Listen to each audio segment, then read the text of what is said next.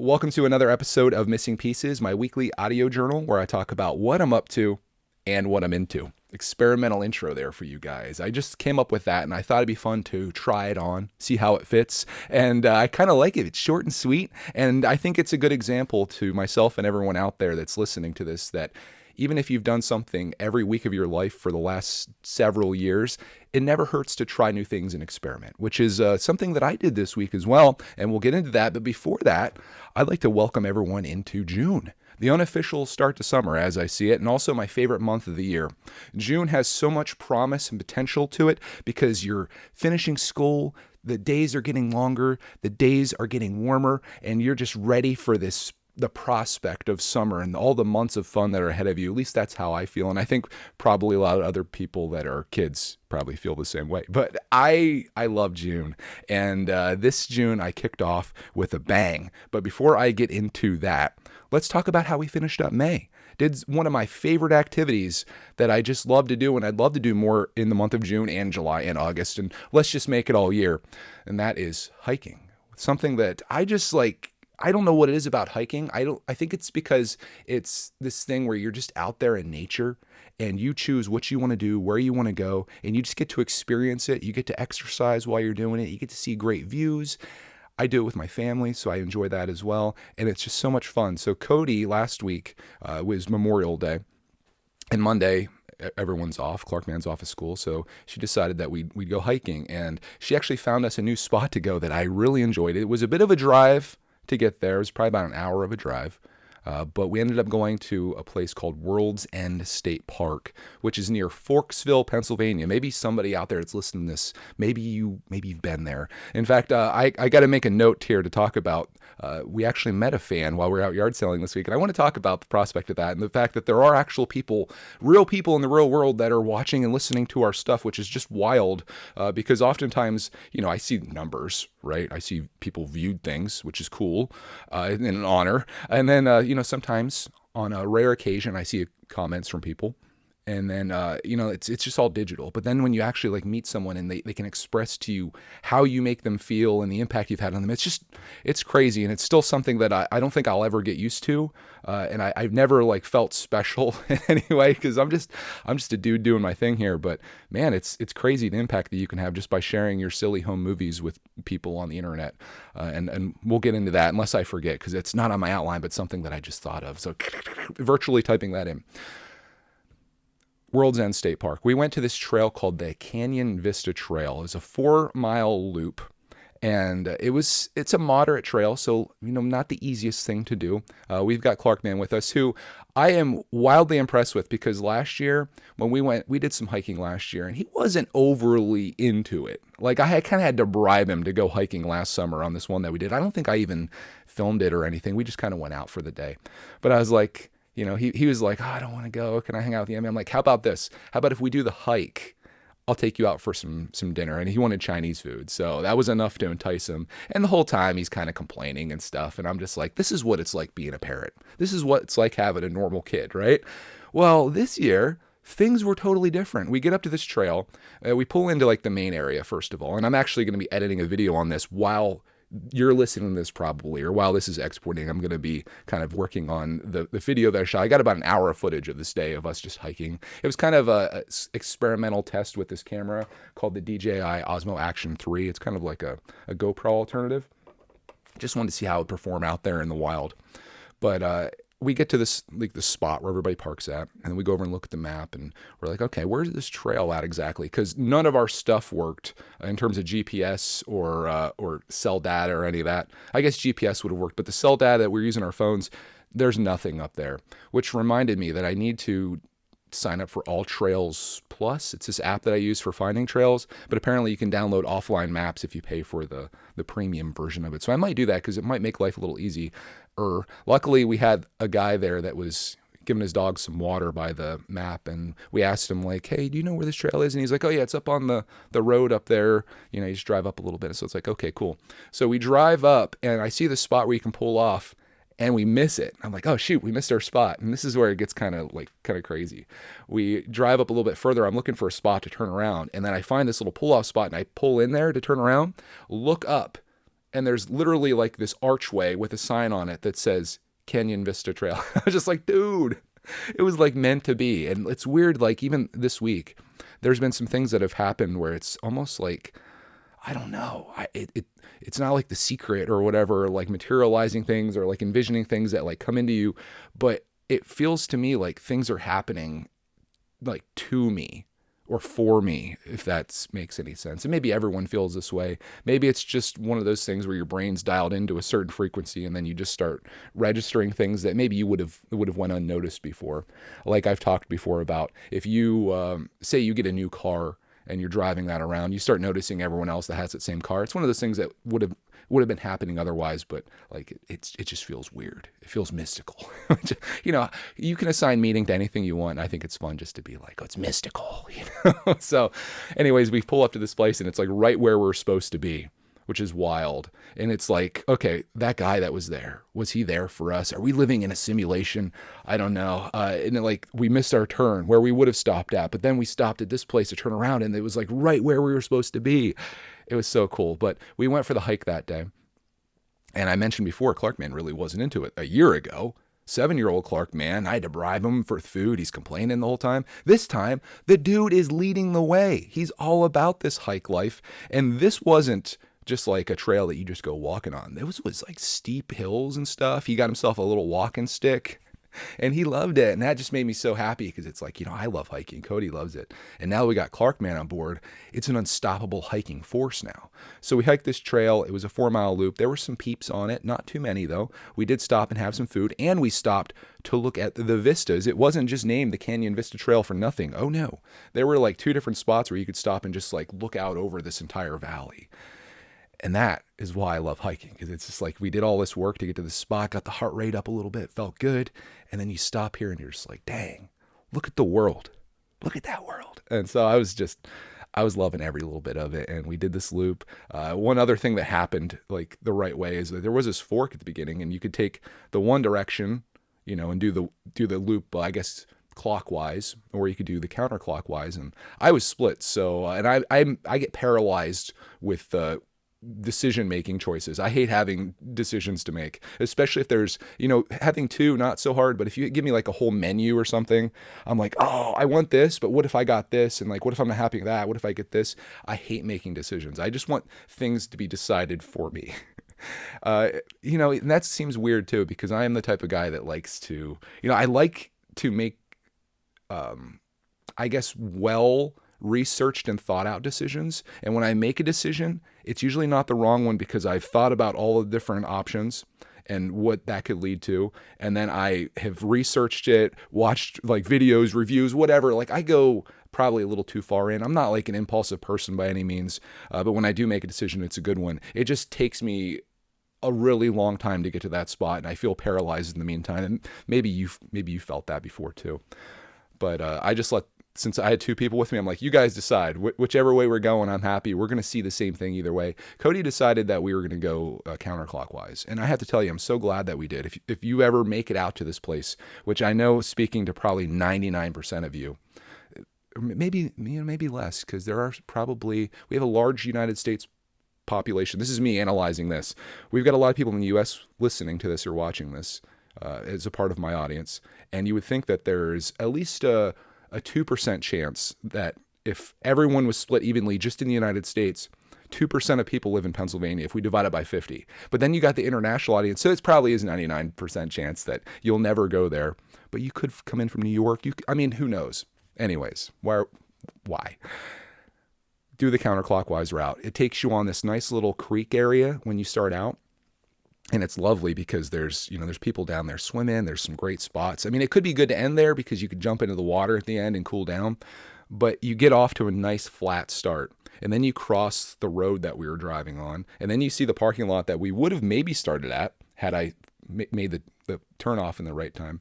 But then you kind of start going up this mountain. Because obviously to have a vista and to see over a canyon, you need to climb an elevation. We were doing that for a long time. I'm like, man, this is like really going up. And by like mile 3 of the 4 miles, you've reached the peak of everything.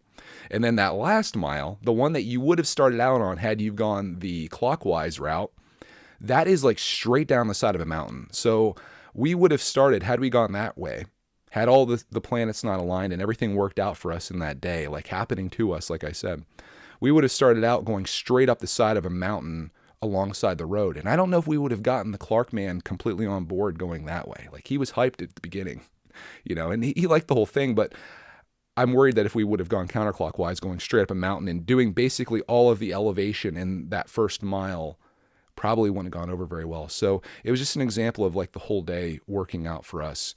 And I had a fantastic time. After it was done, we were very thirsty. We didn't take nearly enough water with us, which is like a hiking noob move.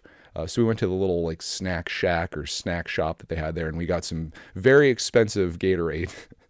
And then, we went home, and it was fun. So I will always remember that Memorial Day, not only because it was a good experience, but because I have video of it too, which is why I always recommend to people, especially if you have young kids. Even if you don't plan to be a weirdo and post your stuff to the YouTubes or TikTok or wherever you frequent, just record it for yourself, because that's like a memory that, you have today and you think you'll remember. But, there's tons of videos. I'll go back and watch, like the YouTube algorithm serves them up sometimes, and I'll watch them like, I don't remember this day. I don't remember that. And it's crazy. And how's that going to be 10 years from now? When Clark Man's all grown up, it's going to be amazing to look back and be like, that was the trail that he got serious about hiking that led to us walking the entire Appalachian Trail. I'm still trying to sell the family on that. I don't think it's going to happen. I do really want to do a crazy challenge like that in my life and document it. I think it'd be a really cool thing for me personally to grow from, but also to share with the world and maybe inspire somebody out there, because I have this platform. And what if I did a thing where I walked the entire Appalachian Trail, dedicating 6 months of my life, the hard part, to that. I'm in a unique position to do it. I could also do a thing where I go across the whole country. I could bicycle. I mean, I watched a guy on TikTok that started doing that. He was doing the 4 corners of the United States on bike. And he didn't actually make it the whole way. I think he met this girl along the way, and that kind of derailed the plan. And they kind of got together. And last I saw, like, they were doing some bike rides together. But I'm like, oh man, I wanted to see that whole thing go through. Like, he was going down the East Coast, then across to the West, and then up the West Coast, and he was going to go across again. But man, I just really respect people that can dedicate their lives to that. It definitely is easy if you don't have a family and you're not, you don't have obligations to other people. Like, now, look, he got a girlfriend, and now that was the end of that, And I just don't want to give up on that much of Clark Man's life, which is the thing that holds me back. Because, like, you leave for the Appalachian Trail, they could come down and meet me along the way. And I think I've talked about this as one of the 3 questions series, one thing that I would really love to do. And I just want to prove to myself that I physically can do it, first of all. Because the only thing that would stop me, if I made my decision to do it, the only thing that would stop me would be death or a broken leg or both. But you're giving up a lot of time. But the thing that also, not only showing that you can do it, you can tell I'm going way off script here. I had no idea I was talking about this. So bear with me as my mind goes to all these destinations, taking you to great destinations, just like Thomas. I think it'd be cool to see that you can survive with just what you have carrying on your back. And I think that'd be pretty darn cool too. And I think it'd be one of those things that would be probably one of the highlight accomplishments of my life. So, maybe one of these days. I have it kind of in my mind, like by the time I turn 40, going from a guy that really doesn't hike that much and doing a 4-mile loop is like the highlight of his hiking career, to doing something crazy like 2,000 miles on a pretty advanced trail like the Appalachian Trail without much, assistance or whatever, would be really cool. So keep that in the back of my Greg's goals list for the future. But I felt like the whole hiking thing, it's going to be something that I really want to do. Clarkman has said that he wants to camp a lot this summer. So I'm like, ooh, these two things go hand in hand. If I could get Cody, or Mrs. Brickatect, as she's known in some circles, to rough it with us in a tent, I think we could really do some crazy stuff. But that's how, this is me putting that out there. If I can materialize a trail right in front of my car when I make a wrong turn, or a guy that is perfectly positioned to give us directions on something we wouldn't have known otherwise, why can't I materialize this too? Maybe put it out there. Anyways, getting crazy. What do they call that? Getting woo-woo, maybe? Woo-woo? Are we woo-wooing? Are you glad you tuned into this podcast today? I'm sorry. I have like an outline here. It's just like a few words, like just a couple lines. And then everything that I say here is not planned or scripted. And I just kind of go off. And for that reason, I love podcasting. I love doing this. This is like one of my favorite things I do every week, and it's something I look forward to. I'm doing this on Sunday morning, by the way. The weekends are crazy now with the yard selling, which we'll get to, but we gotta wrap May up. I've been going on. This is gonna be a long one, guys. All right, and I had to kick Clark, man. He was playing some Minecraft here. I'm like, dude, I got to do my podcast. So the sacrifices that we make for you guys to listen to this. No, I'm just kidding. Wrapping up May. That was Memorial Day. The next 2 days were kind of work days for me and or errand, like running days. Cody always finds like one day of the week that we have to get groceries. We got to go to this place. We go to the gym. We do all this stuff in one day. And then in like that day is like pooched. So I did one of those, and then I did a Lego day, which I would love to do more of, but I can't seem to find the time. Can you tell why? But like, here's the deal.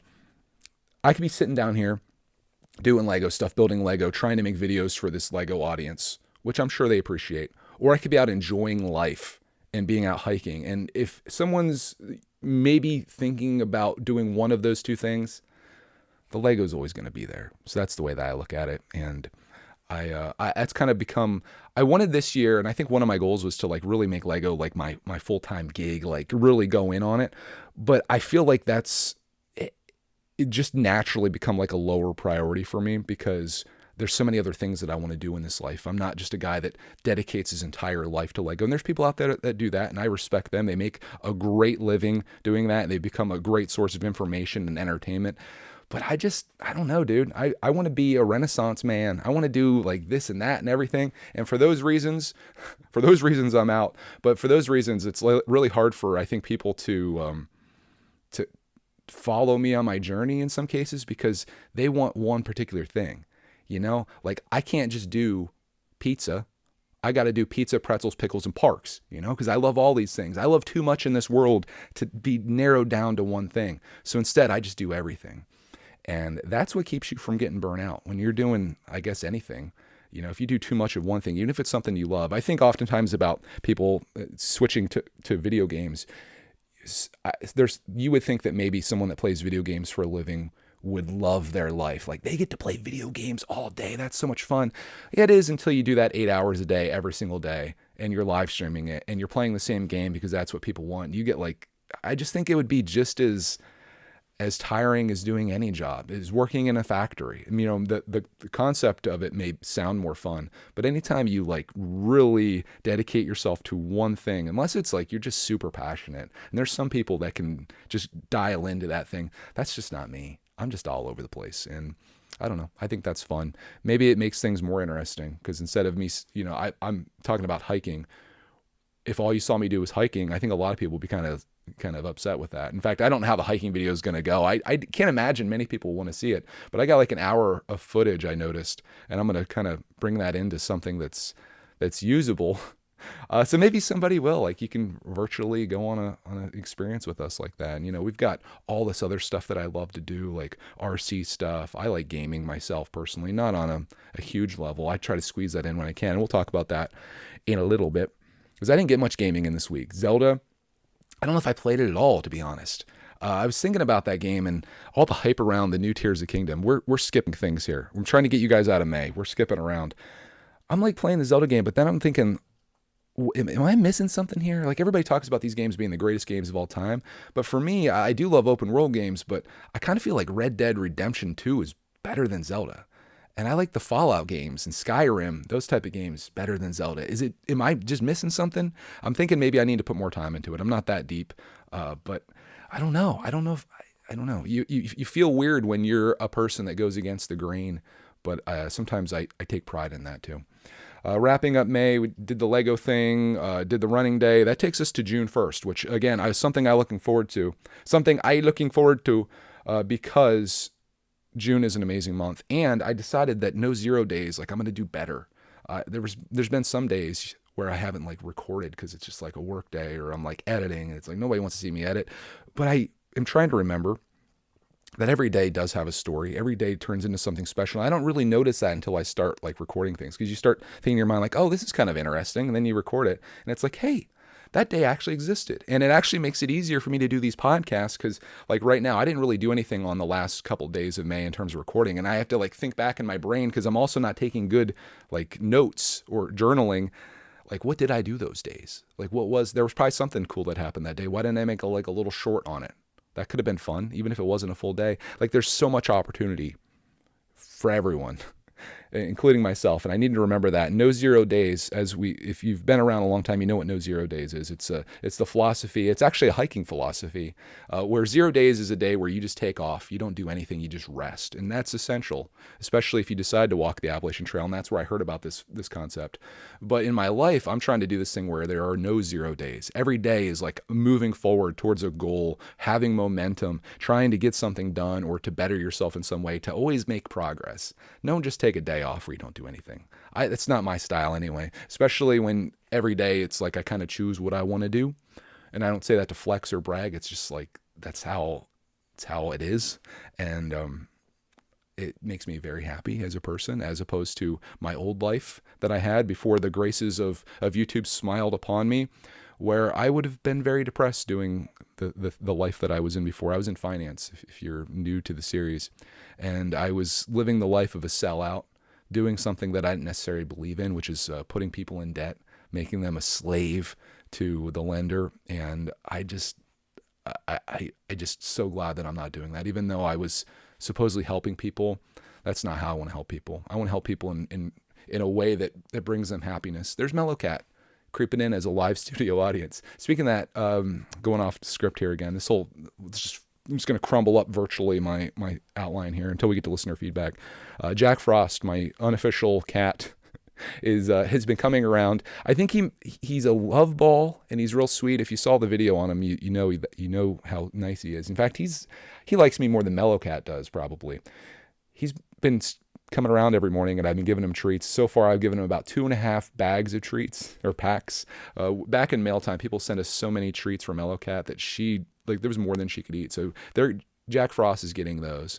And every day he's out there, I give him some treats. And I looked for him this morning. I didn't see him. But when we got to the bus, he's out there and he starts meowing. He comes across the road, and then I hook him up. But I'm just hoping that doesn't lead to him constantly crossing and then one day getting hit. Because if I see that happen out there, it's not going to be good. But yeah, that's my cat. And let's get back. Not my cat. It's the neighbor's cat. I wish he was my cat. Let's get back into June. I made a decision this month. I'm going to try to document as much as I can, filming every day, which I've been doing. I've got a lot of footage to edit. On June 1st, I was recording my day doing stuff. I think I was working on this new Lego project that I had. And that evening, Cody and Clark were going over to her mom's, get their hair cut and have dinner there. And I was like, you know what I'm going to do while you guys are doing that? This is something that I've been wanting to do for a long time. This is like a bucket list item of mine. And it's going to sound silly to most people, but I really wanted to go to a local baseball game. We have this team in our area that's not too far from our house here. And their opening day happened to be June 1st. And I was like, oh, this is kind of perfect. Like, it's kind of symbolic of me kind of getting back into no 0 days and trying like new things, checking things off my list. I'm going to go to their opening night game. So I was like, you guys go ahead. I had just been over at Bud and Deb's, my mother and father-in-law's, like 3 days the last week. So I think they've probably had their fill of me. I was like, let me just do this. So I went online and I checked like the tickets. Tickets are $8. I was like, oh, this is so cheap. I looked at the seating. There was so much that was open, particularly in this one section that was like a great seating area. And I was like, wow, I'm going to get this seat right here. And I noticed why it was open. And it was because it was the non-alcoholic section. It was like the family section. And I was like, I'm not bringing my family with me, and I don't plan to drink. I'm not a drinking dude, which is, I guess, a rarity at baseball games. Because when I was there, I had this great seat.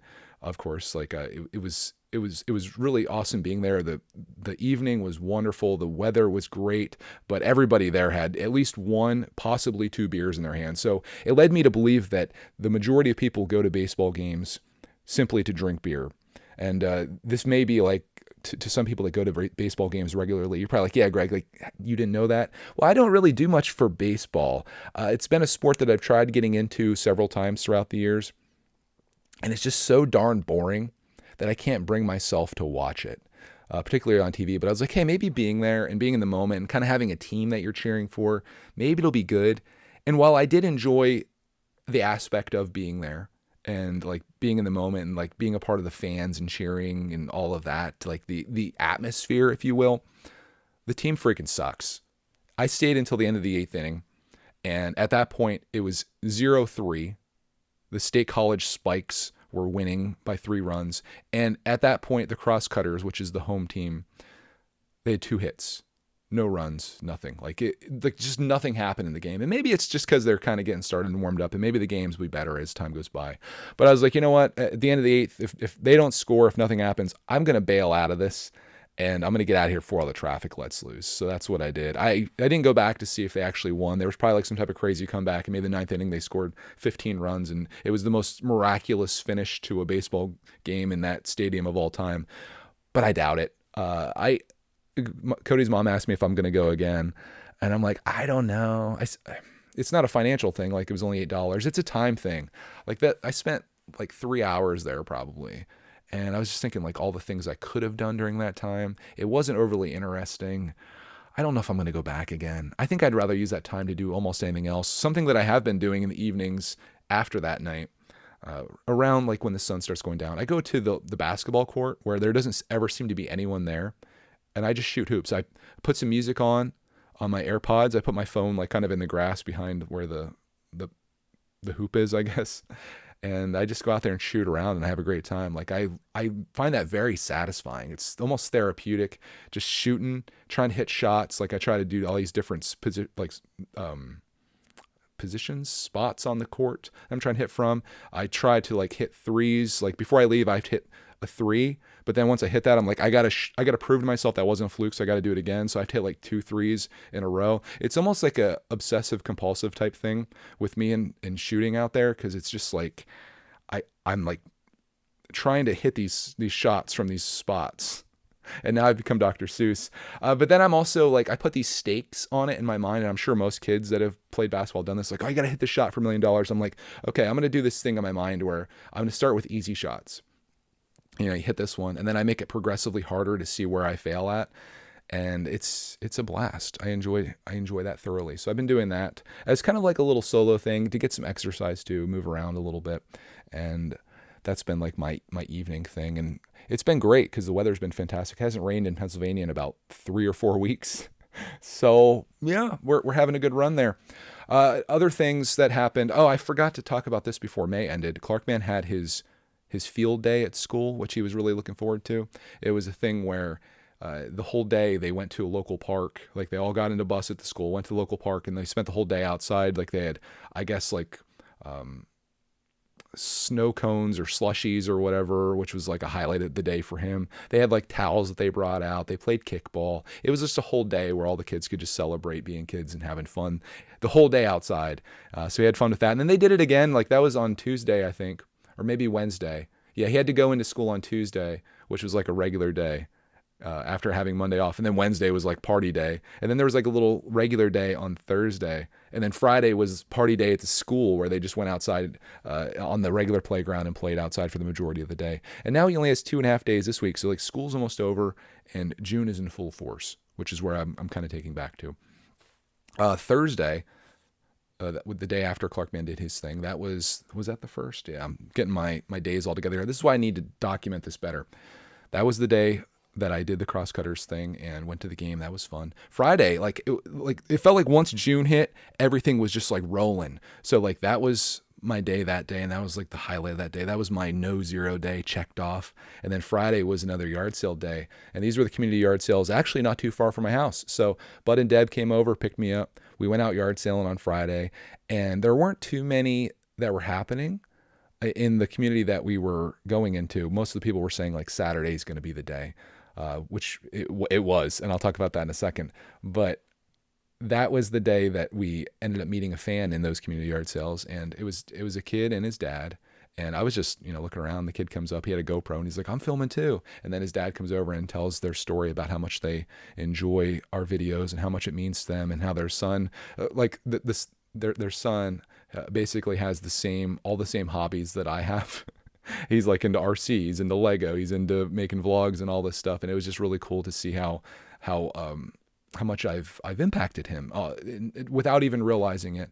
And I just think meeting them was amazing, as I mentioned earlier. But then I think about maybe there's some other people out there too, and you just don't know what effect you're going to have. That's why I try to put out positivity to the world. That's why I try to be a role model, because I know there are kids watching, and there's enough negativity out there for all of us to consume, right? And just in the world in general. So if you can have a place where people can go to like have a good time, to come along on the ride, whether it be hiking or whatever we're doing. I just think that's really cool. And to be a motivational force for somebody out there, even if it's just that one person, is crazy. So I was the highlight of my day that day. But we did find some scores too. There was other things that happened. It wasn't in the community though that we met them in. We ended up going all the way, probably like 15, 20 miles away. There was another community yard sale happening. And on my way there, ended up finding a random yard sale where I got a video game. And then there was another spot where they're having like an estate sale. And it's a situation where like the whole house is up for sale, everything in it. And I walked around in there. It was obviously an older person. But then I went down to the basement and they had like all these trains, these model trains laid out. And I was like, oh my gosh, there's a lot of stuff here. I don't have a train layout. And that's a world that I've been tempted to get into, but I've resisted because I know it would be very bad for me financially and space wise, because I would end up getting a whole train layout in the studio here somewhere, and I have like nowhere to put that. And then I'd be buying trains like crazy, and it would be probably a whole rabbit hole that I go down. And maybe some people will probably really enjoy that. But for me right now, I think that if I'm going to do a train thing, it's got to be Lego, because that's already a thing we're into. Plus, instead of going out and buying all these trains, I can make my own, right? And we can make custom ones. And I think Clark would love that. But anyways, they had some trains there, and I had just enough service. This was up over a mountain. I had just enough service to find out what a few of them are. And it was half off day on Friday. So they must have been doing it before. And I can just imagine all the amazing treasures that were there prior to that. But I ended up finding like this Bachmann train that was still in its packaging, and they wanted $18 for it, but it was $9. And I looked it up on eBay, and it had been selling, and this is sold listings, for like $50 without the box. And this has the box and inserts. So I'm like, dude, what a great score for $9. And I found a couple other little train things as well. I think I spent $15.50, and my goal is to turn that into $100 off of a flip. That would be lovely. So that was pretty cool. And then the next community yard sale we went into, I don't think I found much, but Bud did his thing. He did his Bud thing. And he asked this lady if she had any Lego for sale. And she says, well, I don't know. It's up to my son. So she ends up calling him, we learned that he's 17 years old, asked him if his Lego's for sale. And he said yes. Like he has no interest in him because he's a 17-year-old. Why would he? Right? That's a kid's toy. That's a baby's toy. So she comes out with these 2 bins of Lego. And I'm looking through it, and it's some pretty good stuff. Like, it's a natural collection. It wasn't one where everything was pulled out of it. There's no fake Lego. There's no Mega Blocks. There's nothing. It's all just pure, and it's clean. And I'm like, ooh, I need this. And she's like, well, how much do you want to pay for it? Or what do you typically pay for this? And I'm like, oh, I don't know. It depends. She's like, well, I'm not giving it away. I know what even a small set costs. And I'm like, okay, give me the bad news. And in my mind, and she says $30. And I've never pulled my wallet out faster. I gave her the $30, and I ran away with these 2 bins of Lego. It was a great deal. I thought she was going to say somewhere between $50 and $100, and I was going to maybe counter, but she said $30, super fair price, and I snagged those things. So Bud was thrilled because he basically lives, like, his yard sailing and the joy that he gets from it is exactly that. He ends up finding these scores for me that I'm excited about, obviously, and that brings him happiness. Like, it's his way of, like, it's like a gift to me, and it really is, because he always asks. I'm looking around, he's always like, have to ask, you got any Legos? And he takes that awkwardness off of me, and I greatly appreciate that. So he got that score for me, and I was tickled. But then right after that, he got his score. He ended up finding a new picnic table. Their old picnic table was kind of falling apart as of the last yard sale they were using it.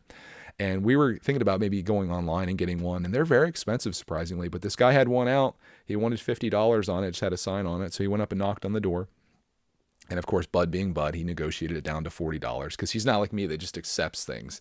He's like, if that thing was $100, he would have offered him like 75 or something. But no matter what it is, he likes, and I think this is like a dad thing, or like maybe an older guy thing, that they like to feel like they won the battle. So no matter what it is, you got to negotiate it.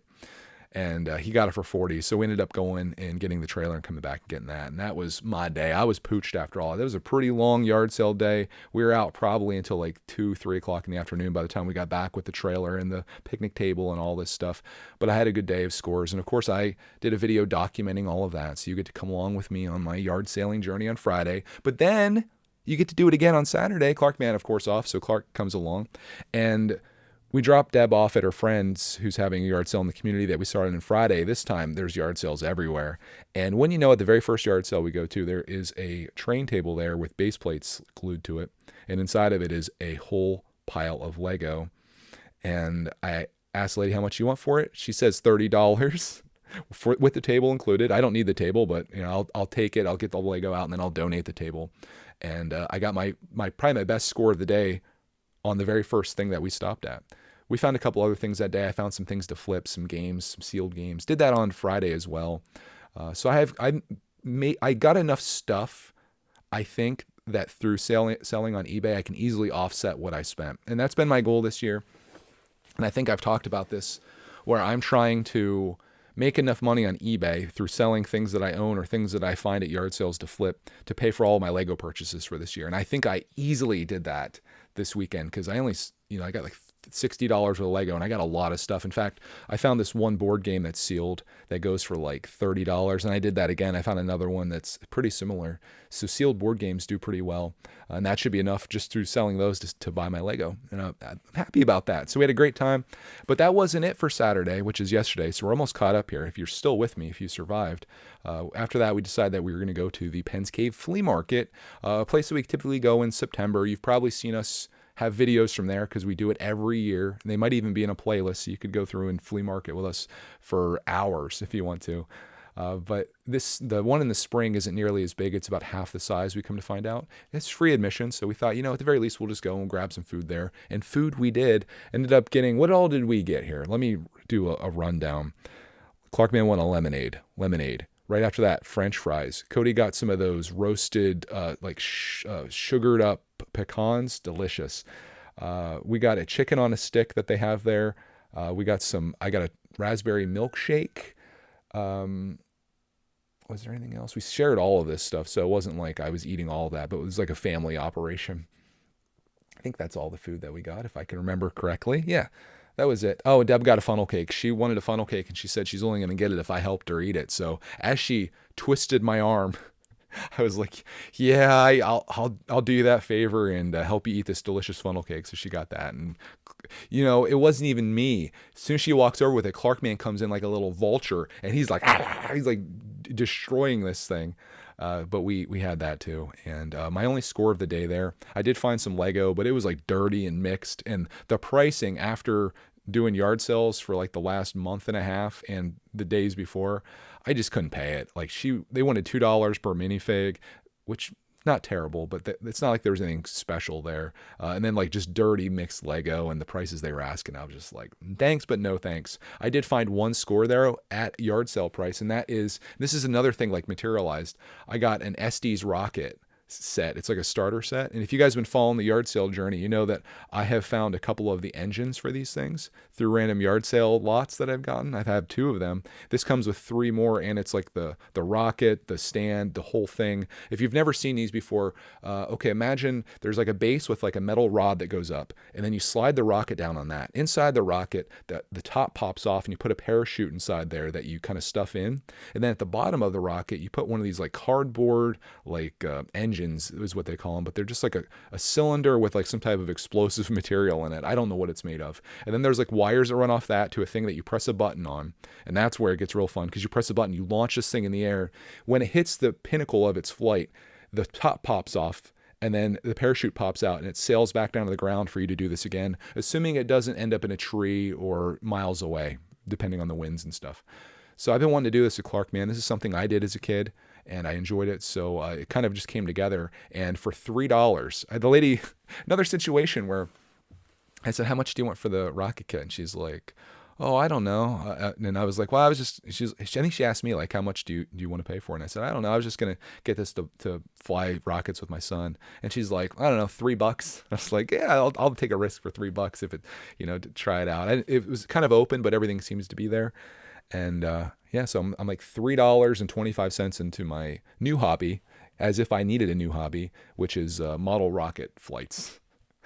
And oh my gosh, speaking of new hobbies, I forgot to tell you this. After Friday, when I had all that train stuff, I was sitting at the dinner table. We had just finished eating, and I started taking the stuff out of the boxes, and I was, clipping the train cars together and just, seeing what it looked like and all that. They're HO scale, by the way, which is a little bit smaller. And that's the scale that I would probably get if I were to do a train. And I'm sitting there, and Clarkman comes over and he's moving around, and I was just like, oh my gosh, it would be so easy to get into this right now, because we have an engine and we've got two cars that are on the back of it. And I was like super tempted.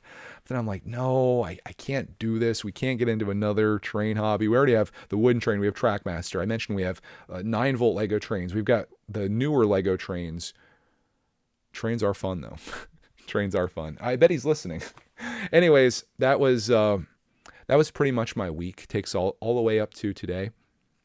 The only thing that I did last night, I guess, would be my TikTok rabbit hole of the week, was Rubik's Cube. A couple weeks ago, I ended up getting a Rubik's Cube from our friend's sister. She was having a yard sale, and I was going to be at Bud and Deb's yard sale. And I was like, oh, I'll get a Rubik's Cube to play around with, while I'm there. And I didn't realize it, but Clarkman really loves this thing. Like we don't know how to solve it, of course, but he's playing around with it consistently in the car. I just have it in the car.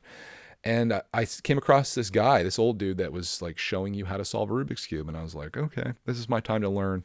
And I come to find out this guy did a terrible job. Like it's like a 40-part series. And the beginning of each of the parts, he's like talking about what we learned in the last video, and it takes him forever to get into like what he's teaching us. And some of the videos don't even teach anything new at all. And I'm just like, oh my God, this is like the opposite of what TikTok is. You're supposed to like deliver information quickly and seamlessly. So I went over to YouTube, a place with much more valuable tutorials. And I watched this 52 million view video on how to do a Rubik's Cube. And I wasn't really connecting with that one, so I found another one. And that one seemed to make more sense to me. And I'll tell you what, I got so darn close to solving this. I had everything solved except for the top 4 corners. And that's where I got lost. I tried doing what he did. Like these guys in these videos are so fast. Like I had that thing at 25% speed, and he's like, and I'm like, oh my gosh, where did I go wrong? Then I messed it up, and I had to go back, and I tried this a couple times. I probably spent like 2 hours messing around with this thing, like rewinding the video, going back, because then he's like, do the part in step 1 to solve for the white side. I'm like, okay, let me go back. And then I did that, and then you had to do it multiple times, and there's these algorithms with like a righty algorithm, lefty algorithm he's talking about. So I have that down, and I'm pretty good right now at solving the bottom layer and the second layer. The top layer is a little harder because then there's these other algorithms that he introduced, and then the very end is just I think my problem with it is I'm following what he's doing in the video, and like I'm just kind of replicating it. But when you're teaching something, you can teach someone to do something, but you like knowing why, like why is this working, and like how do I figure this out for myself if I was just sitting here without your video on, like outside of just memorizing, which seems to be a lot of that, like these different turns you do, like you do 2 like clockwise turns, 2 counterclockwise turns on these different sides. It starts solving it. Nothing that I'd ever be able to figure out if I just sat down with this cube. I'd never be able to solve this thing. But man, I got pretty darn close off of one night of doing this. And I looked through the comments, and everyone's like, it took me hours to do this, but you got to stick with it. It's worth it. And I'm like, oh, I should go back. But then I thought, like, man, I wasted 2 hours sitting here messing with this. But I feel like if I just get like the basics down, I think I could do it. And then I could teach Clarkman, which is my ultimate goal. And I know I talked about Rubik's before, and there are a couple enthusiasts that listen to this. So, give me the encouragement that I need to do this. Or if you're one of those people that are just like geniuses. I remember the movie, The Pursuit of Happiness with Will Smith, when he gets in the car with a guy and he's trying to like, set up a meeting with him or impress him. And he sits there and solves Rubik's Cube as they're riding in a cab. The first time he's ever seen one, because this was like in the 80s or whatever. And I'm like, that would never be me. I can visualize things pretty easily, but I just can't figure out how this thing works. And I think I'm probably in a boat with a lot of people there. But I think if I stick with it, if I keep trying, like if I can I know how to get like the bottom layer and the middle layer pretty decently. If I can just figure out that top and then how to solve that last side's a killer. And I think maybe it's just watching some other videos, like the most popular video on YouTube, that one that had 50+ million views. It just didn't resonate with me as much as the other one that had far fewer views. And I find that interesting because I listened to a podcast where this guy is almost like a life coach of sorts. And one of the most popular life coaches, and the guy that he admires, is named Tony Robbins. And this guy is like wildly successful, like tons of popularity, and like people follow him. And he was this guy who was kind of like, I guess you describe him as like the Lepin Tony Robbins. Even though Lepin has like a bad, he's not Tony Robbins, obviously, but he's like, why would you not do something? And this is, I guess, a lesson for anyone out there, including myself. Why would you not do something just because someone out there does it better, or in your opinion, or is the person on that? For example, let's take it back to Lego. Obviously, there's dudes that do Lego reviews and they're super successful at that. But why should that stop you from doing a Lego review? Maybe that person, just like the Rubik's Cube thing, I don't resonate with that person. Maybe that their personality or the way they talk or something about them is just not geared towards me, even though it is with a lot of people. And maybe you, like the guy that does the Rubik's Cube video that doesn't have the #1 most popular Rubik's Cube video, maybe that one connects with me more. And that's the one that I went with. And that's exactly what happened. So like that guy, when he made that video, had to at least in his mind think, why would I make a Rubik's Cube video when this guy, he made like the perfect Rubik's Cube video, at least according to the views. Why would I make one? But then I just showed why. That one, like, it was too fast. I didn't like the way he was doing it. I like the way that this guy was doing it. So don't be discouraged. And then again, this lesson to myself. Any advice I give you is advice from me. Don't be discouraged when you see someone out there that you think is like the best at something. Don't be discouraged from doing that yourself, because you never know. You never know who's going to connect with you. And I've made a lot of connections, as I talked about on Friday. I'm not the best yard sale person. I'm not the best RC person. I'm not the best at anything that I do. But I am pretty darn good at sharing my authentic experience. And I think that that's the thing that resonates more than anything. So that's my week in a nutshell. I apologize. I don't actually. But that just was all over the place. And I think I got through everything I wanted to say. And it wasn't a direct route. It very rarely is. Just like life, it's branching all over the place. But you got to hear everything that. What was my intro now? I forgot what my intro was. Everything that I was, I'm into and up to and into. I like that. Okay, I think we're gonna keep that. But let's get into the listener feedback portion of today's event, starting with Journal of the Scots, who is very popular on my buddy Builder Buds podcast. Try saying that once. He says he's doing my Gardner Gregg impression. It's an honor to have you over here. Doing my Gardner Gregg impression while listening. Hope family is awesome, and congrats on the solo trip to Cedar Point. I got a really great comment on that video too. That was along the lines of, sometimes this video inspires me to know that I can do things on my own. Like, he had people that had, dropped out of things in the past. And in most cases, he would have just bailed out on it because he didn't want to do something alone. But this gave him like encouragement to know, like, I'm comfortable enough with myself, and I feel like I can do this. And I thought that was pretty darn cool. I got to teach that to Clark, man. Cause he's a very extroverted person. And he does not like to be alone. Like, even playing video games down here, he wants me to be down here if he's going to come down and play video games. It's like, dude, you can play. You can do things on your own. He doesn't like to be in his room by himself. He likes to be around people and around us. And I got to, like, whatever message or lesson that this person learned from my Cedar Point video, I got to somehow learn that as a father and put that down to Clark, man. But sometimes you just got to accept people for how they are and who they are. So I'm not gonna be like, go down there and you do something by yourself. You got to be independent. No, he doesn't necessarily need to. 8-year-old man, he's got lots of time. Anyways, let me get back to your message, Journal of the Scots. He says we should make an annual solo dudes trip at the end of May. I would love to do like a meetup thing. I may never have to do anything solo again. Family doesn't want to go ride upside down roller coasters. I do a community post. I'm like, hey, May 31st, whatever. Let's go to Cedar Point and let's all ride coasters. We get like 10 people together. How cool would that be? The whole day we could just go and do all this stuff. That would be a pretty cool meetup. I've considered doing that at like Lego stores before, but then I don't want to cause like a ruckus or nuisance. And I'm also an introvert too. So it kind of makes me like a little nervous meeting people. And obviously like they're already nervous, and I gotta break out of my comfort zone as well. That's a good lesson. We learn lessons here. He says, the cool thing about roller coasters for me is the way up, the clack, clack, clack. And your body immediately senses you did something really dumb and tenses up. Senses and tenses. He says you get a few seconds to see, and then the entire park and skyline before all heck breaks loose. And then he says, oh, I think his message got chopped. He doesn't want to go to Panda Express though. He said he wants to go to the end of May. One rule: no Panda Express. Oh, I see what he's doing here. Can I redo this comment? Can I retry this? Journalist Scott's never going to comment again because I messed up his freaking comment here. Let me paint this picture because he did a great job with this, and I just botched this. So he wants to go on the solo trip. He says one rule: no Panda Express. Noted. I'll go anywhere.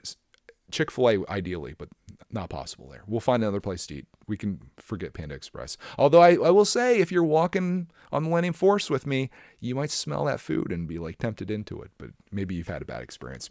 And that's where the rest of this goes. So he's talking about the clack, clack, clack, and we can all envision this. You're going as the roller coaster's taking you up, and you're looking out over the side, and you're like, oh God, this is going to be so bad, but you're excited and scared at the same time. And then you sense it, and then your body tenses up, and then he says you get a few seconds to see, then the entire park and skyline before all heck breaks loose. Or your Panda Express. I did all of that just to get to that last line, and I still botched it. All heck breaks loose, or your Panda Express. So he's talking about throwing up, which thankfully no one threw up on any rides I was on. It's something I sometimes think about when I'm sitting behind people. I'm like, please don't get sick, guys. If you're behind me, fine. The puke's going to fly backwards, hopefully, unless we're upside down. It would be interesting to see where the puke would fly if you threw up upside down because you're kind of sucked to the outside. It probably wouldn't go well, no matter which way. The Panda Express was safe, though. I had to wait for Maverick after that, so everything was good. No digestive issues, anything you'd expect from Chinese food. But I would consider doing some type of trip. I think Knoebels would be a good one. There's a guy that I watch who's like probably the premier Knoebels guy, and he sometimes does meetups there, and that's where I feel like the biggest celebrity, I guess, not yard sailing when the one kid that lives in my area watches the videos comes up, but at Knoebels, we get several people every time we're there because I make a lot of videos about it. And everyone's like, oh, Greg, it's pretty cool. It's a cool feeling. It's like, oh yeah, I'm that guy. I'm that guy that makes videos.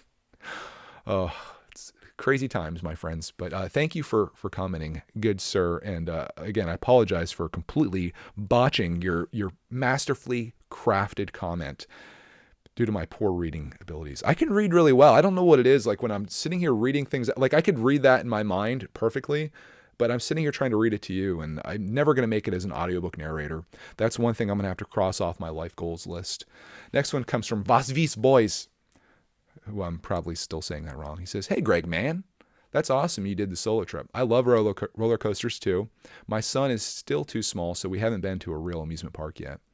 The trip you and the family should try is going to Six Flags Darien Lake. It was amazing. Then cross the border to Canada and go to Toronto's Wonderland. Two great parks a few hours away from each other. Also, what's Cody's channel called?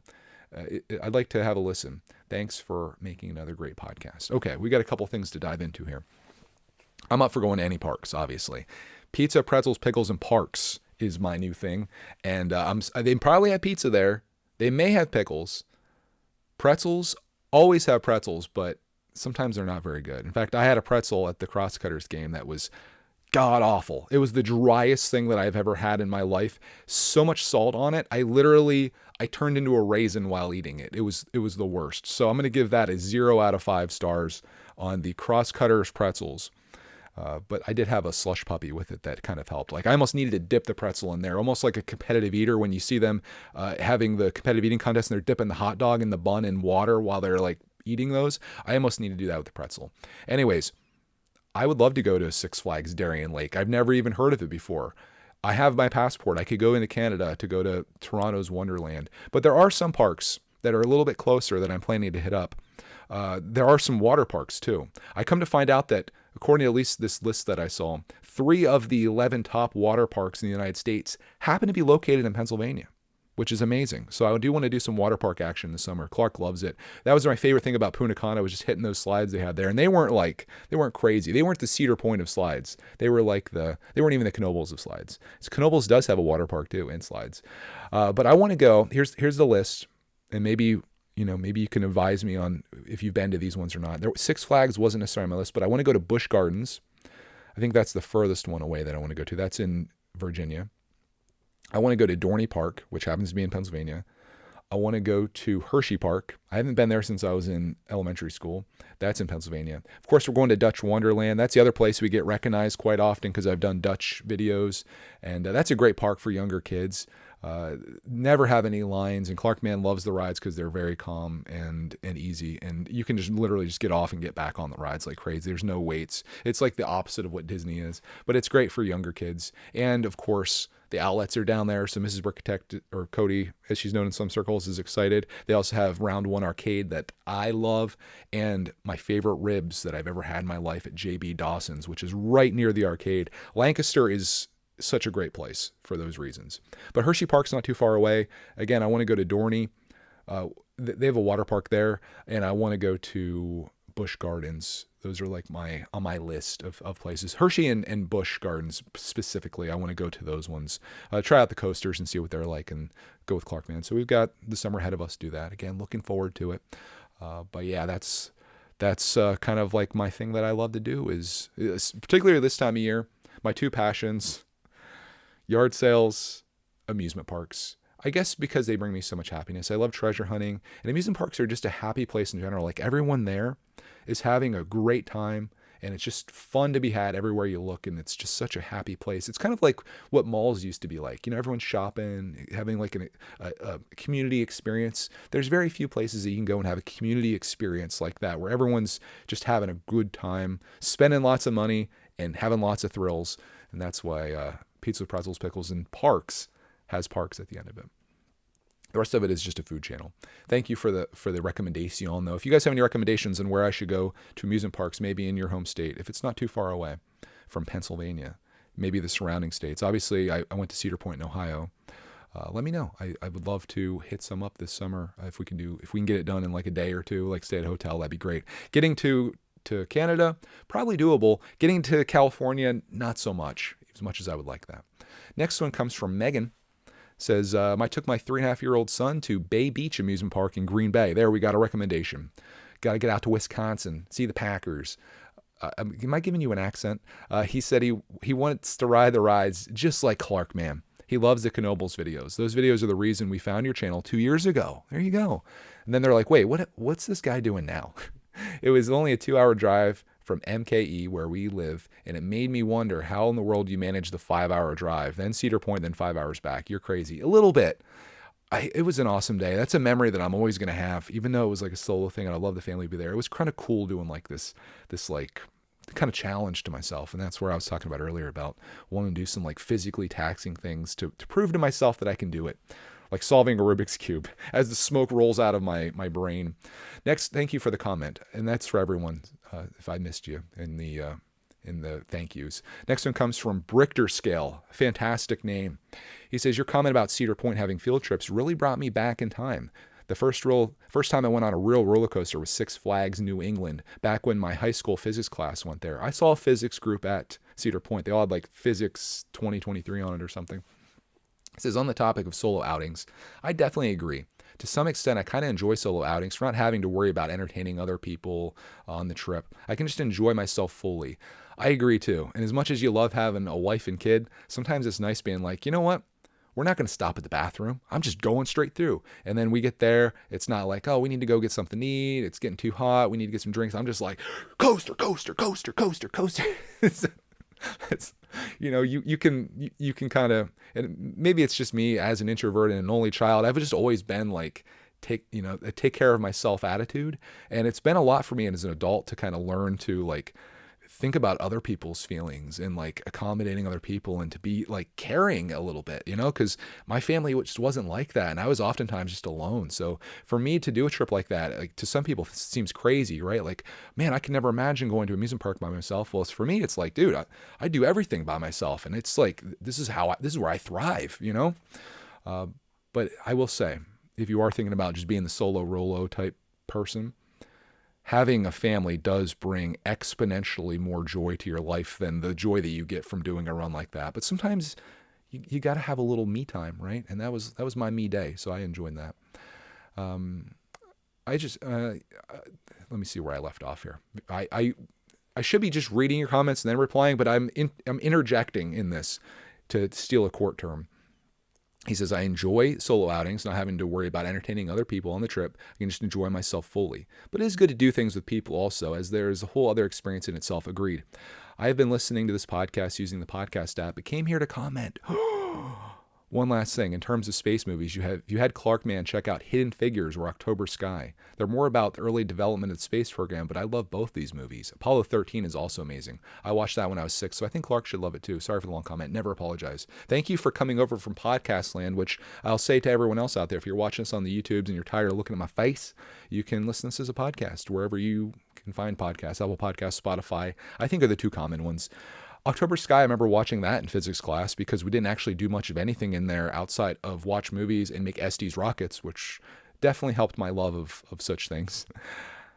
I like that movie. I think Clark would like that. I haven't seen Hidden Figures, but I believe it's on, is it on Disney Plus? I feel like I saw it streaming somewhere and I thought he would like that. But Apollo 13, I think he would love. That's one that I think he would really get invested in because it is like the story of things going massively wrong and then trying to like figure out how to fix it. He loves space stuff. So thank you for the movie recommendations. I'll add those to our watch list. We have so many things that we need to watch. Next comment. Thank you for the comment, by the way. Next one comes from Jennifer. It says, who I believe is from Texas. So this is comments appropriate. She says, not for cooling your drinks, but to cool you when you're out in the heat. Special towels that you wet and it keeps you cool for hours. The one we use is Mission brand. This is sponsored. Original microfiber cooling towel, not organic. My mom depends on it just going to the grocery store in the Texas heat. So there you go. I'm an idiot because Deb got me one of these for Christmas. She always gets me the most thoughtful and useful gifts because she knows that's how I am. And then she got me this towel, and I thought it was silly looking. It had like the universe on it or like a galaxy, and it was like purple and pink, and I was like, this looks like a wizard towel. She's like, it's one of those cooling towels you should use.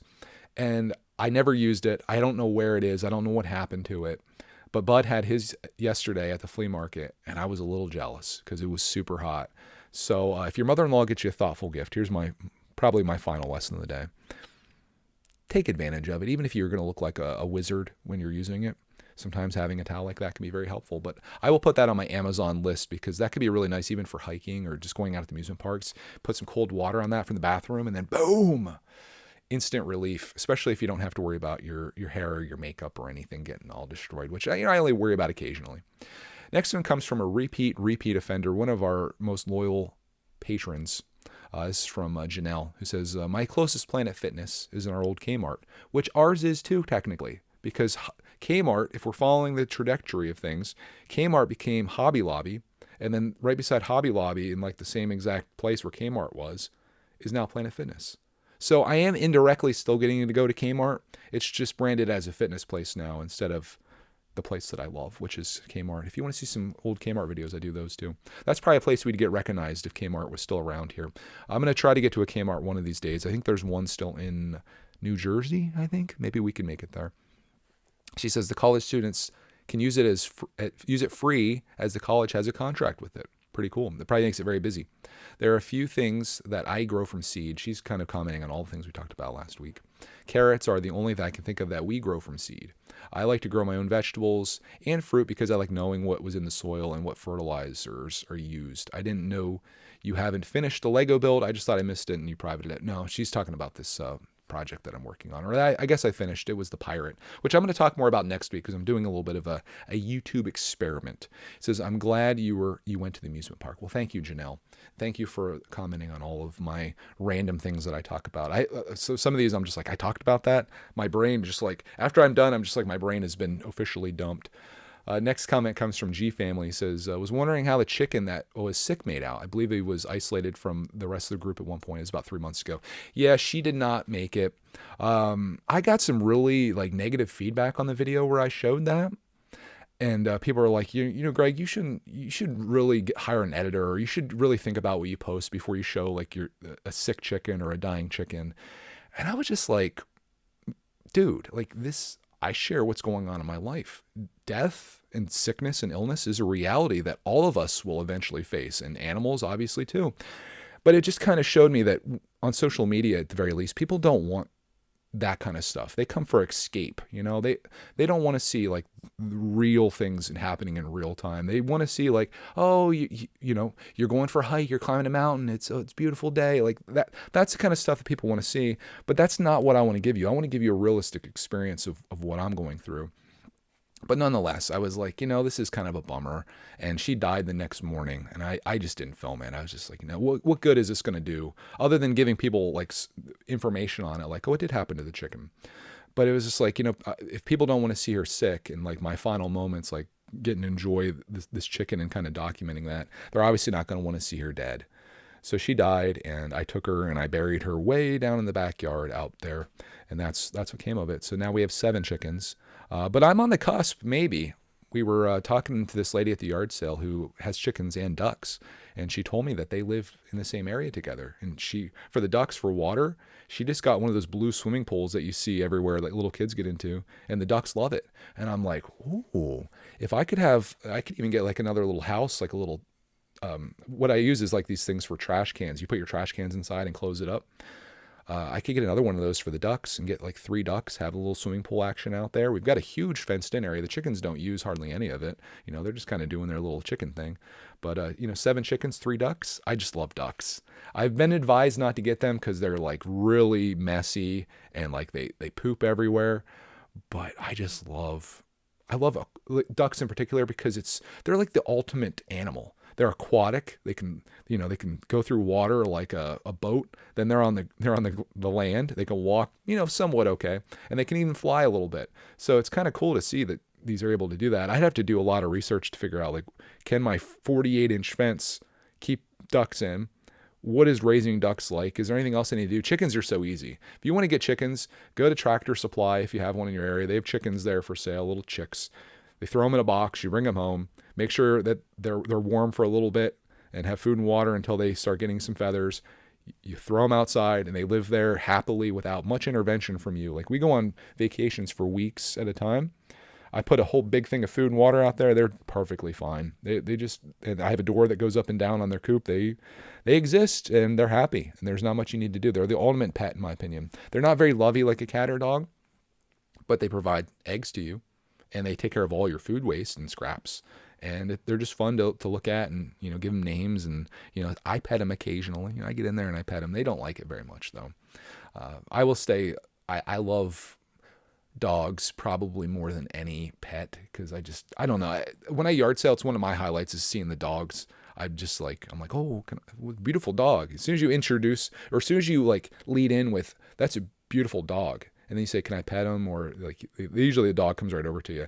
Then I get my pettins in, and I love that. So, I would love an alternate life where I have like a dog shelter where I take like dogs in, and I use the social media thing as a way to like get them adopted. I've seen people doing that.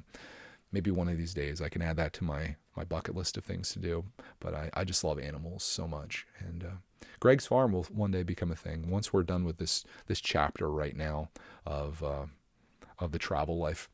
Okay, now we get into the question of the week last week, which was, if you're one of the people that consistently drive in the passing lane while you're driving, or if you see people are doing that, why? Why do you think people do that?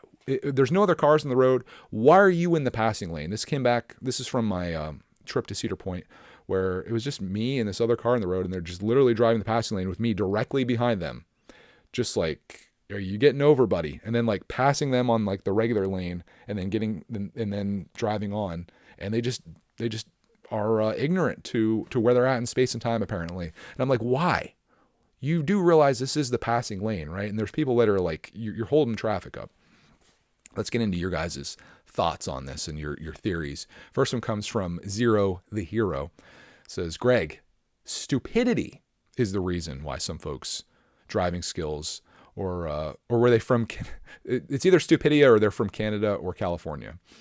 I think it was probably more or less stupidity. Sorry for the bad joke. Don't cancel me. Not canceled at all. Probably, I don't know if it's stupidity. I think it's ignorance, probably, but we have some other theories here, too.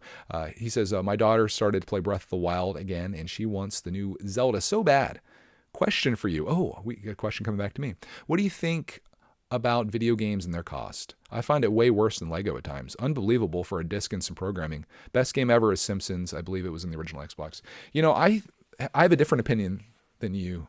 And that is that I think video games are the best value for money that you could possibly spend in entertainment. Lego set, say a $60 Lego set or $70 now with video game prices going up.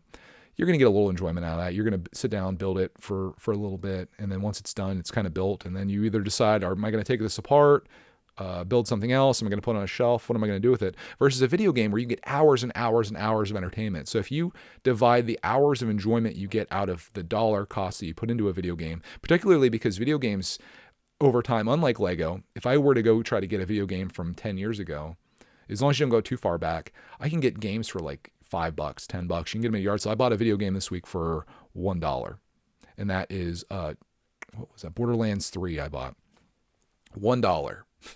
That's not, I'm sure the price is a little bit higher on eBay, but not by much. And you can get hours and hours of entertainment out of that. So I think video games is the best entertainment you can spend your money on, outside of maybe like a streaming service. If you got Disney Plus for a month for $10 or whatever it costs, that's probably the greatest entertainment you can get for the dollar, because you could sit down literally for the entire month and for 24 hours a day stream content. Great value. Lego, not great value for what it is, honestly. And I think about that even in terms of like, they just came out with a Pac-Man Lego set, right? It's like a Pac-Man arcade cabinet type thing, just one you'd sit on your desk. It's $270. The real Ms. Pac-Man, same cabinet that I got a year ago on sale, was like $100. And even like the retail on it's $300. So like that being a video game and like a console essentially, in my opinion, is a way better deal than the Lego one, because it's like the Lego, it's like you build it up and then you sit there, and it's not like you can actually play any games on it. This has a whole bunch of games. You can sit there and play. You can try to get the high scores. Lego's a terrible value. It's fun to build, great to put on display, even better for being creative if you go that route. But video games are way better, in my opinion. And that would be a great topic for next week, because I know we have a lot of people listening that are into both things, video games and Lego. What do you think about that? What's the greatest value for entertainment? It could be something else too. Maybe you're into a whole nother hobby or whatever. Hiking, probably. Hiking is the greatest value. What do you need to have to hike? Something on your feet. Maybe even not even that. And that's it. Gotta have shoes on your feet. There's no admission charge. There's no lines. There's no fast pass. You just go out and you enjoy it. That's probably the greatest value. Walking your dog, great value. Exercise for both of you, no cost. You do have to pick up poop, not fun, but you could really go down a whole rabbit hole here, I suppose, of what's the greatest value in enjoyment and entertainment. Lego's definitely not there. Video games though, like if you're actually like purchasing something to do, I think is up there. But let me know what you guys think. That'd be a great topic for next week. Maybe I'll try to do like a pinned comment. So some people aren't going to survive this long. We're over an hour deep into this baby. I got to find a way to get people to survive this. I don't know how it's going to happen. Anyways, let's go on to Bricksar's comment. He says, the problem with the passing lane is that people think it's the fast lane and that they think they're going fast. Yeah, even if they're going the speed limit. Terrible. Next is Sold by Ronnie, who I think has the best response to this. He says his speculation for passing lane drivers is that they do this because they don't care about anyone else but themselves. They're able to drive at a pace they're comfortable with and not have to worry about ever changing lanes, because most people use that lane for its intended purpose, passing, which means that the passing lane driver doesn't ever have to slow down or speed up. That's a great point. If you're driving in the regular lane and then somebody's coming up pretty slow, or you're coming up on them, you have to get in the passing lane, then you got to get back over. That's a lot of work, right? Moving your steering wheel over to the left a little bit, maybe even putting your turn signal on. Oh, so strenuous. And then getting back over and always having to worry about that. Versus if you just park it in the passing lane, frig it, you're just driving. It's very unlikely you're going to come up on someone, especially if you're driving pretty much at the speed limit or whatever. It's more likely that people are going to come up behind you and they're going to have to work their way around you. So it is just a selfish thing, I think. It's just like the people that don't put their carts back at the grocery store. People are genuinely selfish and lazy. And maybe the whole passing lane thing is just an extension of that, which is unfortunate, because at least in real life, when people are being lazy or selfish, you can call them out on it, versus in a car where people tend to be a little more aggressive and do things that they wouldn't do in real life. Like imagine you're walking in real life and somebody runs up behind you and is like literally stepping on your heels to get around you. And you're like, dude, like, what? And then they run around you and then run past. Like, that'd be weird, wouldn't it? But on the highway, that's just the way it is. Which is why we need to go back to my invention idea, which is the camera that's on your car where you can send video files to the person's insurance agency. It should just have like a QR code on their car. And it's like you see somebody driving like an a-hole, record, send, and then their insurance company gets to review that footage and see them driving 90 miles an hour in a 45 construction zone, and they can decide if they would like to drop them from insurance or double their insurance rates because they're an unsafe driver, or if they'd like to forward that to the police to then have the person's license taken away or arrested or fined. That would be good too. It'd be like we're all vigilantes policing things out here. And I think things would probably improve greatly if we could actually do that. So that's my invention that I want. That and the bus app, which apparently already exists, but I want to know where this school bus is so we can get out to the bus like without having to wait. And if we're waiting out there for 20 minutes, know if it already went by or if like it's just running late. Those are my two apps that I want to make. If anybody would like to join me on that, meet me at Cedar Point. We'll have a discussion on Maverick while we ride. Next one. Thank you for the feedback on that, guys. Next one comes from Canadian Guy, who I bet is from Canada. He says, well, tried to get into playing Ninja Gaiden. No dice. The pain was too real. Couldn't bring myself to hook it up. Did you see that they have a new one? Was wondering if that would be worth the nightmares as an adult. Could be. Great episode, bud. Yeah, there's a bunch of Ninja Gaiden games out there. There's a couple for NES. I think there's some for Xbox. There's some on Game Pass right now, too. I don't think they're nearly as hard as the Nintendo one. I haven't gone back and played it at all. I'm still on level 4 with my save state. I would like to beat that game, and I'm trying to figure out what would be more of an accomplishment, beating Ninja Gaiden or solving a Rubik's Cube. Both extremely difficult and frustrating. One of which, very fair. The other one, somewhat fair and difficult. You can decide which one's which. Next comment, thank you for that one, comes from Adam Pierce. He says, hey, Mr. Greg, thank you for the Mr. He says, great podcast. I agree on the fast lane, but down here in Arkansas, if you're in the fast lane and not passing, you get pulled over and get a ticket. It's what the state police call camping in the left lane. I love that. I'm just going to go drive down in Arkansas from now on. That's where I'm going. Give me an amusement park. Throw one out to me next week. We'll hit it up in Arkansas. Solo trip. I'll try to drive it all in one day. That one should have been probably before the last one. A little out of order here. Last one, but last and not least, I guess. The last and least comment made this person feel terrible. It says, if Clark's looking for an open world racing game, I recommend Burnout Paradise. My 10-year-old's been loving it. I played it back in the day when it first came out. It still holds up. I have it for PlayStation 3, I think. I enjoyed that game. I've tried enticing Clark into new games. I mentioned last week that I've been trying to get him to expand his gaming repertoire, because right now it consists of Minecraft and Universe Sandbox, and then he started playing BeamNG. But those are the games he loves, and he loves them because there's no goals. He just wants to be put into a place where he can do whatever he wants to do and be creative and have fun. And the dad part of me is sure, you don't want to go save the world or accomplish this thing. I want him to have purpose and a meaning, but it's just the same thing where I want him to be more independent. It's let him be him and thrive in the way that he wants to. If he likes to just jump into creative Minecraft and build an amazing city in it, how is that any different from beating Minecraft the game, other than it takes, and I guess this is where I'm looking at it from as a dad, it takes determination and having a goal, and if you have a setback, you got to keep striving at it. I think when you're just doing things just for fun, you're not challenging yourself, I think is probably where I'm having an issue with it. I want to see him challenge himself. So I'm going to keep working at that. Maybe I can do that this summer, try to push him a little bit. Because sometimes, you get comfortable, and if somebody's not there to really push you in, whether it be the deep end of the swimming pool or if it's a video game or whatever. And I've seen this time and time again. I know if I give him that motivation or push, he'll come away loving the thing. Hiking, for example, roller coasters, these things that he's he would back out of if I just was yeah, that's fine. You don't have to do that. I'm no, just do it. Give it a shot. And I guarantee you by the time you're done, you're going to love it. Every time I'm right. So I think this is another one of those situations, but it's just one of those dad things. I'm just, I'm trying to navigate all this. Navigate my life as I punch the microphone. Trying to navigate my life and also helping him navigate his. It's quite the journey. Speaking of journeys, I hope you enjoyed this journey that we're on here this week. This is a little bit of a longer episode, but maybe somebody out there appreciates that. They're yeah, I got a little bit more listening in before I had to go do whatever else it is that I do, or maybe you're doing something while you're doing this. I hope you enjoyed tuning in. I enjoy making these, and I hope that we'll see you next week for another episode of Missing Pieces, where what's the tagline? I talk about what I'm into and up to. Yeah, we got that. I think we're going to go with that. Thank you so much. Hope you have a glorious week. Thanks for tuning into my ramblings, and we'll see you all in the next one.